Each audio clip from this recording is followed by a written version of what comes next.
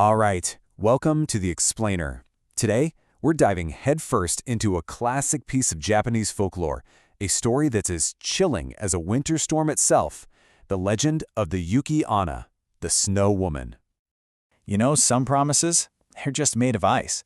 This is a story all about a vow, one that was whispered in a brutal storm. It's a secret that ended up shaping a man's entire life, right before shattering it completely. Okay, so our story kicks off in Musashi Province, and we've got two main characters, an old, seasoned woodcutter named Mosaku and his young apprentice, an 18-year-old kid named Minokichi. So picture this, one freezing night, they're heading home from the forest when this just awful blizzard hits. They get trapped at a river crossing. The ferryman's nowhere to be found, and there's no way they can swim.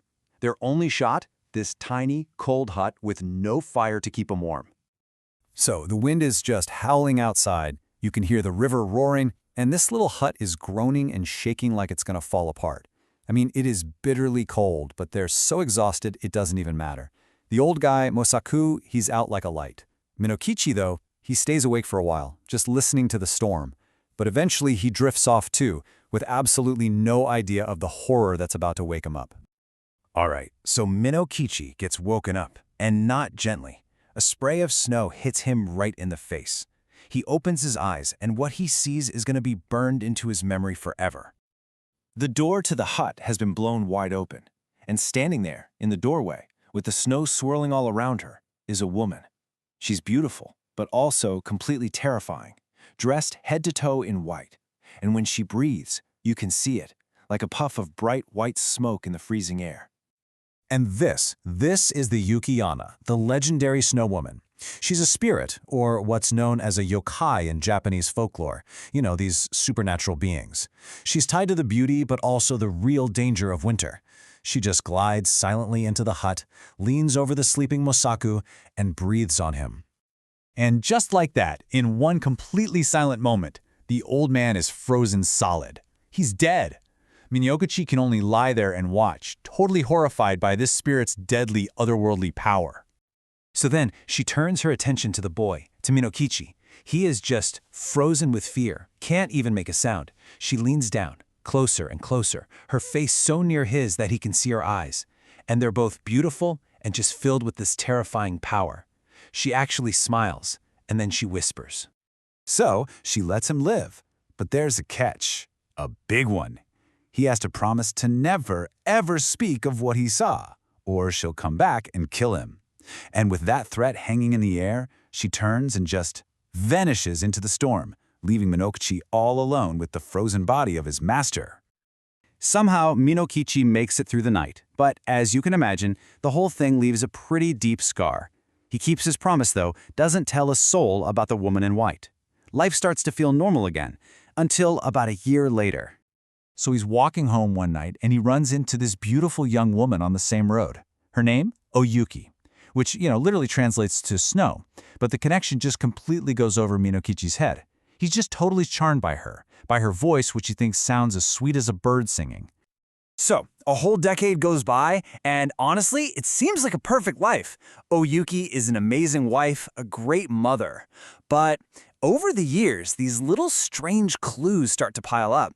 For one, they have 10 kids, and all of them have this remarkably pale skin. And maybe the weirdest thing of all, Oyuki never seems to get a day older. Okay, so one quiet night, the kids are all asleep. Minokichi is just sitting there, watching his wife sew by the soft glow of a paper lantern. He's just feeling so happy, so content, and after a solid decade of silence, he's feeling safe, comfortable in this life he's built. And that's when he makes a huge, fatal mistake. He decides he's finally going to tell her the secret he's been carrying since he was just a kid. And with just those few words, that promise made of ice, it's broken. The cozy, warm little world he's made for himself just instantly shatters into a million pieces. The change is immediate. Oyuki throws down her sewing, she gets to her feet and looms over him, and her beautiful face is just twisted with this inhuman rage. And then the truth just comes out in this terrifying scream, a scream that sounds just like the wind howling on that night so many years ago. His loving wife and that deadly snow spirit, They're the same person. But then, she stops. Her anger is real, but so is her love for their children. So, she spares his life, but only for their sake. She leaves him with one last chilling warning. Be a good father, or she will come back for him. And her transformation is just unreal. It's so fast. As she's screaming, her voice literally becomes the sound of the wind. Her whole body just dissolves into this shining white mist. The mist floats up toward the roof beams and then escapes right through the smoke hole, disappearing into the night. And just like that, she was gone. The woman he loved for 10 years, the mother of his 10 children, vanished forever. She just melted away, exactly like snow in the springtime. And that leaves us with this one final thought that just kind of sticks with you. This story gives us a character who is two things at once, right? She was a bringer of death, but also a giver of life. A terrifying monster, but also a loving mother. So how are we supposed to remember her? As just a chilling legend, or as something way more complicated than that?